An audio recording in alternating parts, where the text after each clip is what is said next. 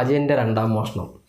ഇത് നമ്മൾ പണ്ട് കേട്ടുള്ള മുത്തശ്ശി കഥകളല്ലേ, അതേപോലെ കാണാൻ പറ്റുന്നൊരു സിനിമ. അത്രയ്ക്ക് ഫാൻറ്റസി അഡ്വഞ്ചർ സാധനങ്ങളൊക്കെയുള്ള, എന്നാൽ നമുക്ക് ഭയങ്കരമായിട്ട് റിലേറ്റ് ചെയ്യാൻ പറ്റുന്ന, നമ്മളെ ഇരുത്തി, അതായത് ഓരോ സീനും നമുക്ക് ഇൻട്രസ്റ്റിംഗ് ആയിട്ട് നമ്മളിങ്ങനെ ഭയങ്കരമായിട്ട് നമ്മളിങ്ങനെ ആസ്വദിച്ചിരുന്ന് കാണുന്നൊരു സിനിമ. പിന്നെ ടൊവിനോയാണ് എടുത്ത് പറയേണ്ടത്. ടൊവിനോ 3 ക്യാരക്ടറുകൾ, കുഞ്ഞിക്കേളു, അജയൻ, മണിയൻ, മൂന്ന് തലത്തിൽ നിൽക്കുന്ന, 3 റേഞ്ചിൽ നിൽക്കുന്ന ക്യാരക്ടേഴ്സ്. ആ 3 ക്യാരക്ടേഴ്സിനെ പെർഫെക്റ്റായിട്ട് ചെയ്തിട്ടുള്ളതാണ്. ഈ സിനിമ തുടക്കം തൊട്ട് അവസാനം വരെ എങ്ങനെയാണ് നമ്മളിങ്ങനെ ഇരുന്ന് അടുത്തത് സംഭവിക്കുക, എങ്ങനെയാണ് എന്നുള്ള രീതിയിൽ കാണാൻ പറ്റുന്നൊരു സിനിമ. അത്രയ്ക്ക് കിടിലമായിട്ട് പ്രസൻറ്റ് ചെയ്തിട്ടുണ്ടോ എന്നുള്ളതാണ്. ഇതിൻ്റെ സ്റ്റോറി എഴുതിയിരിക്കുന്നത് സുജിത് നമ്പ്യാറാണ്. സിനിമ ഡയറക്റ്റ് ചെയ്തിരിക്കുന്നത് ജിതിൻ ലാലിൻ്റെ ആദ്യത്തെ സിനിമ, ഡെബ്യൂ സിനിമയാണ്. ഇത്രയും ഒരു ഡ്രീം പ്രോജക്റ്റ്, ഇത്രയും വലിയൊരു പ്രൊഡക്ഷൻ വാല്യുള്ള കാസ്റ്റിനുള്ള സിനിമ, ഇത്രയും കാലങ്ങൾ, അതായത് കുറേ ടൈം പീരീഡ് എടുത്തിട്ടാണ് ഈ ഒരു സിനിമ ചെയ്തു തീർത്തത്. അപ്പോഴും പലരും ഈ സിനിമ എന്തുകൊണ്ട് വരുന്നില്ല എന്ന് ചോദിച്ചപ്പോൾ ഇത്രയും നല്ലൊരു സാധനമാണ് വരാനായിട്ട് പുള്ളി പ്രിപ്പയർ ചെയ്തുകൊണ്ടിരുന്നത് നമുക്കറിയാമായിരുന്നു. അത് ഒരു രക്ഷയില്ലാത്ത സാധനമാണ്. ഇതിനകത്ത് നമ്മൾ ബേസിലിൻ്റെ സിനിമകൾ കാണുന്ന പോലത്തെ കുറേ അധികം കിടിലൻ ഷോട്ടുകളുണ്ട്. അതായത് ബേസിലിൻ്റെ അസിസ്റ്റൻ്റായിട്ടാണ് ഇത് വർക്ക് ചെയ്തുകൊണ്ടിരുന്നത്. ബേസിലിനകത്തുണ്ട് ആക്ച്വലി.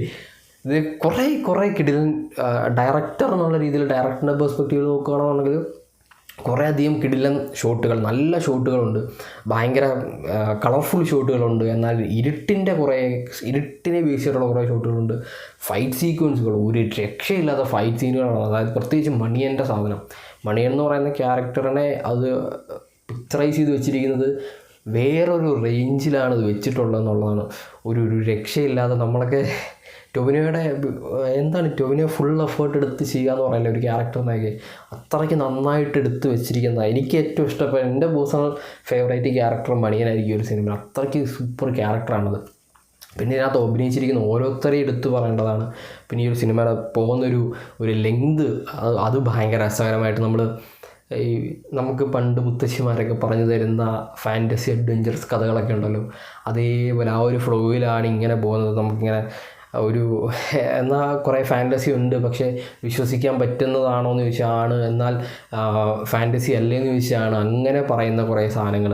എന്നാൽ അതിനെയൊക്കെ സെറ്റ് ചെയ്ത് വെച്ചിരിക്കുന്ന ഒരു സാധനമുണ്ട്. അത് പക്കയായിട്ടാണ് എവിടെയൊക്കെ പ്ലേസ് ചെയ്യണം എന്നുള്ള രീതിയിൽ. പിന്നെ ലക്ഷ്മി എന്ന് പറയുന്ന നായികയുടെ ക്യാരക്ടർ കൃതി ഷെട്ടിയാണ്. അതും ഒരു കറക്റ്റ് നാടൻ പെൺകുട്ടി. അതിന് വോയിസ് ചെയ്യുന്നത് മമതയാണെന്ന് തോന്നുന്നു. മമതയാണ് ഞാൻ ഒരു ഇൻ്റർവ്യൂവിൽ ഉണ്ടായിരുന്നു.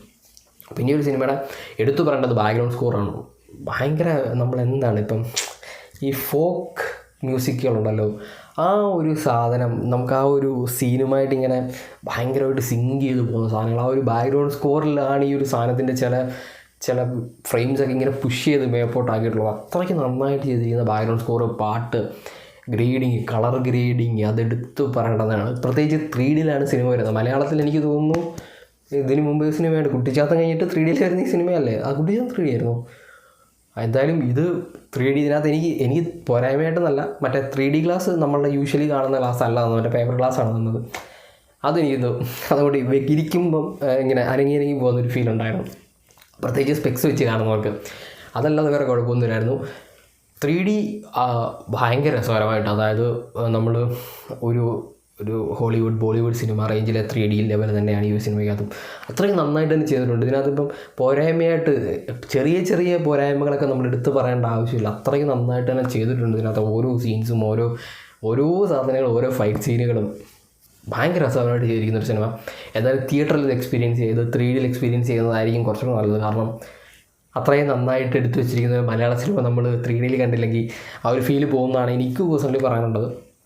അടിപൊളി സിനിമ, ഒന്നും പറയാനില്ല. അത് ആ ഒരു എക്സൈറ്റ്മെൻറ്റിൽ പറയുന്നതാണോ എന്നറിയില്ല. അടിപൊളിയായിട്ട് ക്ലൈമാക്സ് വരെയും സെറ്റ് ചെയ്തിട്ട്, ക്ലൈമാക്സ് നമ്മൾ ഇനി എന്തായിരിക്കും സംഭവിക്കുന്നതെന്ന് വിചാരിക്കുന്ന സമയത്ത് ഒരു സാധനം കൊണ്ടുവന്ന് സെറ്റ് ചെയ്ത് അടിപൊളിയായിട്ട് അതിനെ ഫ്രെയിം ചെയ്ത് വെച്ചിരിക്കുന്നൊരു സിനിമ. എന്തായാലും പോയി കാണുക. കണ്ടവർ നിങ്ങൾക്ക് എന്താണ് ഫീൽ ചെയ്യുന്നത് കമൻറ്റ് ചെയ്യുക. നമുക്ക് നെക്സ്റ്റ് വീഡിയോ കാണാം. വീഡിയോ ഇഷ്ടപ്പെട്ട ലൈക്ക് ചെയ്യുക, ഷെയർ ചെയ്യുക, സബ്സ്ക്രൈബ് ചെയ്യുക. Bye guys.